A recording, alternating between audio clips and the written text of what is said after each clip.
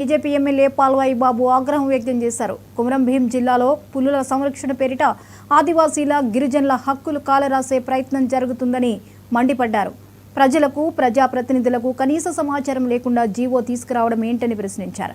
ఇప్పుడున్న పరిస్థితుల్లోనే గ్రామీణ ప్రాంతాల్లో అభివృద్ధి పనులకు అటవీ శాఖ నుండి అనుమతులు రావడం లేదని, ఇక టైగర్ కన్జర్వేషన్ రిజర్వ్ అమలైతే అభివృద్ధిలో మొత్తానికే వెనుకబడిపోతామని పేర్కొన్నారు.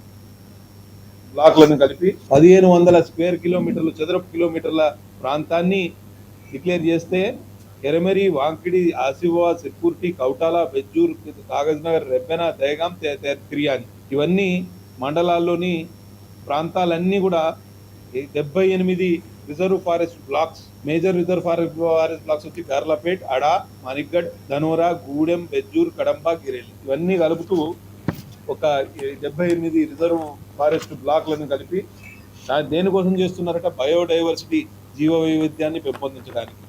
బఫర్ జోన్ అంటే ఇన్ని రోజులు మనం కవ్వాల్ టైగర్లో బఫర్ జోన్లో లేకుండే, దీంతో బఫర్ జోన్లోకి వచ్చినట్టే. బఫర్ జోన్ క్రియేషన్, దాని తర్వాత రీసెర్చ్ అండ్ మానిటరింగ్, ఈ జంతువుల మీద, అటవీ జంతువుల మీద, టైగర్ మీద, దాని మీద రీసెర్చ్ చేయడానికి, అధ్యయనం చేయడానికి ఒక అవకాశం.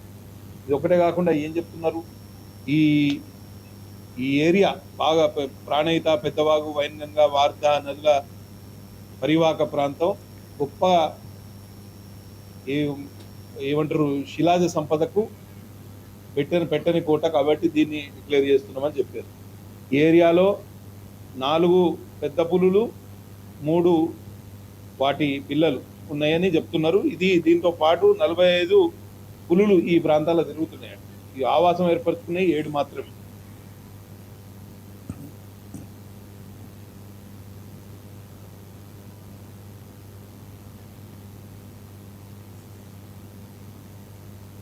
రాష్ట్రంలోని 5 కోట్ల మంది జగన్పై